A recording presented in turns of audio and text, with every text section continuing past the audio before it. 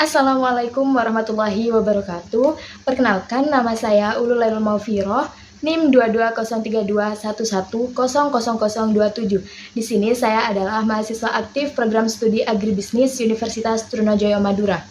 Nah, pada kesempatan kali ini saya akan menjelaskan usaha tani komoditas padi yang dilaksanakan oleh Ibu Farida, yang mana usaha tani yang beliau jalankan ini lokasinya berada di Kecamatan Kuanyar, Desa Batah Timur, Kabupaten Bangkalan. Simak terus videonya ya guys.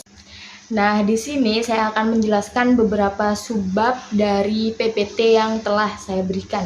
Nah, di sini teman-teman bisa lihat, di sini pertama saya akan menjelaskan pendahuluan bagaimana latar belakang dari usaha tani yang dilakukan oleh Ibu Farida. Kemudian yang kedua kita akan membahas tentang klasifikasi usaha tani dari usaha tani yang beliau jalankan. Kemudian yang ketiga kita akan membahas mengenai faktor produksi pertanian. Nah, teman-teman di sini juga akan menyimak apa saja sih faktor produksi yang beliau gunakan pada saat melakukan proses produksi komoditas padi. Kemudian selanjutnya kita akan mengetahui juga bagaimana biaya-biaya dan apa saja sih keperluan yang dibutuhkan untuk proses produksi komoditas padi ini. Kemudian yang terakhir adalah penutup. Nah, simak terus ya guys. Nah, yang pertama adalah pendahuluan. Kita tahu bahwa Indonesia merupakan negara agraris di mana banyak sekali potensi sumber daya alam yang bisa digunakan oleh manusia-manusianya untuk melakukan usaha, terutama usaha tani. Sama halnya di Kabupaten Bangkalan, lebih tepatnya di Kecamatan Kuanyar, di desa saya, yakni Desa Batah Timur, memang mata pencaharian rata-rata seluruh warga di sana adalah sebagai petani, karena melihat potensi alam yang mereka bisa kembangkan dan bisa mereka garap, mereka memilih untuk menjadi seorang petani.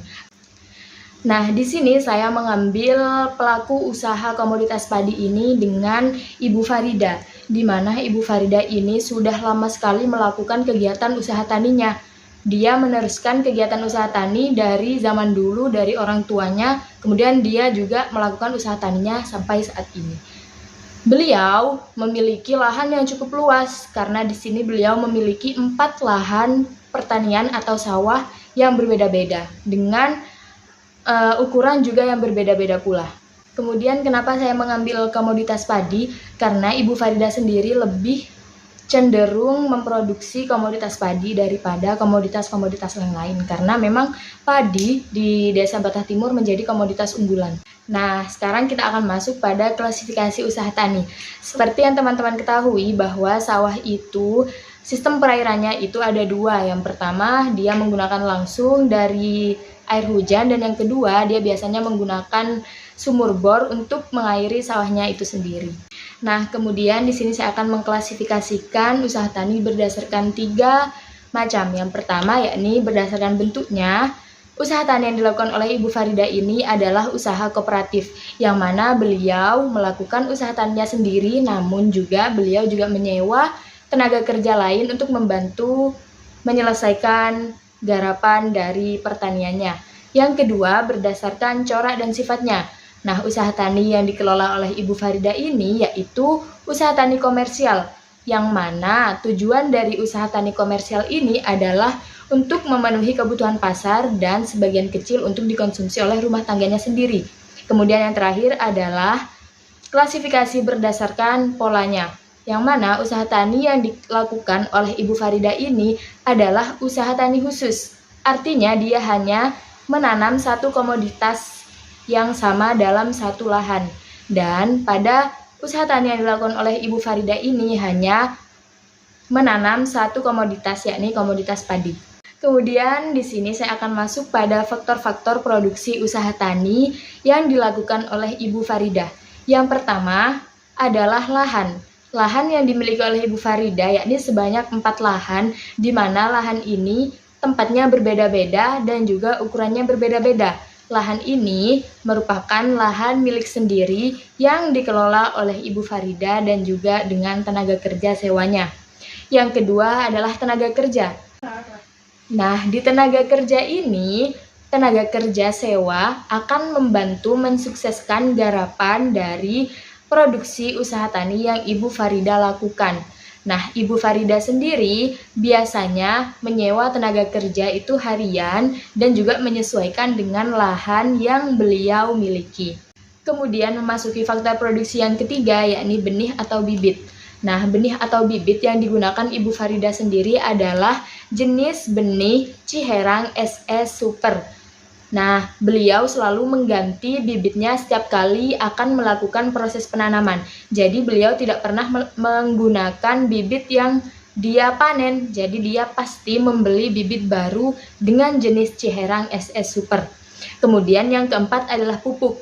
Seperti yang teman-teman ketahui bahwa biasanya pertanian itu menggunakan 3 jenis pupuk. Mohon maaf, 2 jenis pupuk. Yang pertama adalah pupuk organik dan yang kedua adalah pupuk anorganik. Pupuk organik adalah pupuk kandang, biasanya dilakukan pada sebelum pembajakan sawah.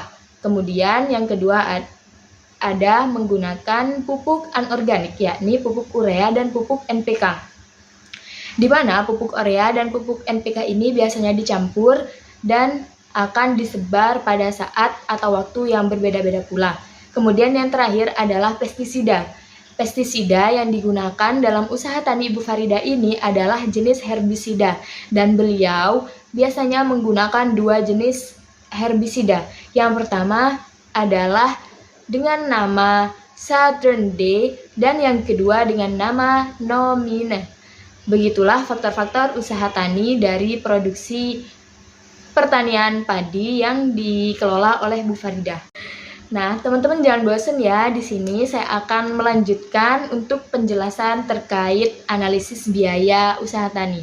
Nah, di sini ada pengklasifikasiannya juga bahwa biaya usaha tani itu dibagi ke dalam beberapa jenis. Yang pertama ada biaya tetap, biaya variabel, biaya eksplisit, biaya implisit, biaya penerimaan, dan biaya pendapatan. Nah, di sini sudah mencakup beberapa rincian biaya yang dikeluarkan oleh Ibu Farida pada komoditas padi yang ia garap.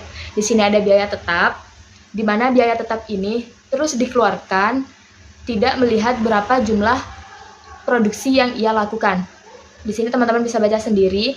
Kemudian di sini ada biaya variabel, yang mana biaya variabel adalah biaya yang dikeluarkan menyesuaikan dengan jumlah produksi yang dibutuhkan. Di sini kita beri contoh seperti benih, pupuk, pestisida, kemudian tenaga kerja, itu juga masuk ke dalam biaya variabel. Di sini teman-teman bisa lihat sendiri pada tabel yang telah ditampilkan. Kemudian lanjut kepada biaya eksplisit. Kita tahu bahwa biaya eksplisit merupakan biaya yang dibayarkan. Maka di sini Ibu Farida tidak sebegitu tahu tentang biaya implisit dan biaya eksplisit karena memang petani memang jarang yang mendengar akan kedua hal tersebut, jadi beliau hanya mengira-ngira kedua biaya tersebut.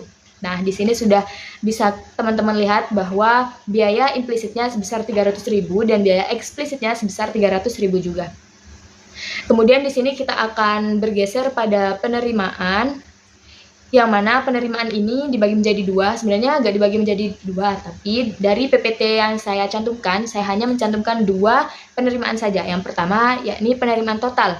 Penerimaan total didapatkan dari jumlah produksi dikali dengan harga yang dijual. Nah, di sini teman-teman bisa lihat bahwa hasilnya adalah sebesar 31.750.000. Kemudian biaya rata-ratanya sebesar Rp10.000 dari 3.157 kg yang biasa didapatkan dari keempat lahan tersebut. Kemudian dari pendapatan tersebut kita bisa mencari juga dengan rumus penerimaan dikurangi biaya total, yang mana nantinya pendapatan ini akan bernilai Rp22.505.000. Kemudian disitulah kita bisa melihat keuntungan yang diperoleh oleh Ibu Farida dari proses produksi yang ia lakukan, yakni sebesar Rp22.205. Namun dari situ beliau memberikan sedikit informasi bahwa biaya-biaya tersebut belum tentu pasti, namun dia mengira-ngira biaya terdekat yang mungkin bisa dikeluarkan dan mungkin bisa dia dapatkan selama proses produksi komoditas padi yang ia lakukan. Nah, kesimpulannya dari wawancara yang telah saya lakukan kepada Ibu Farida, cukup jelas bahwa beliau merasa terbantu pekerjaannya karena memang beliau melakukan atau mengandalkan sewa tenaga kerja tersebut dari proses produksinya. Kemudian beliau juga tidak terlalu mempermasalahkan terkait dengan masalah-masalah yang biasa timbul pada saat melakukan produksi komoditas padi seperti banyaknya cacing, kemudian adanya ulat, itu tidak terlalu mempermasalahkan karena tidak ada 50% merugikan bagi komoditas padi yang ia lakukan. Mungkin hanya itu yang bisa saya sampaikan. Bila ada kesalahan kata maupun perbuatan, saya mohon maaf dan terima kasih saya ucapkan. Wassalamualaikum warahmatullahi wabarakatuh.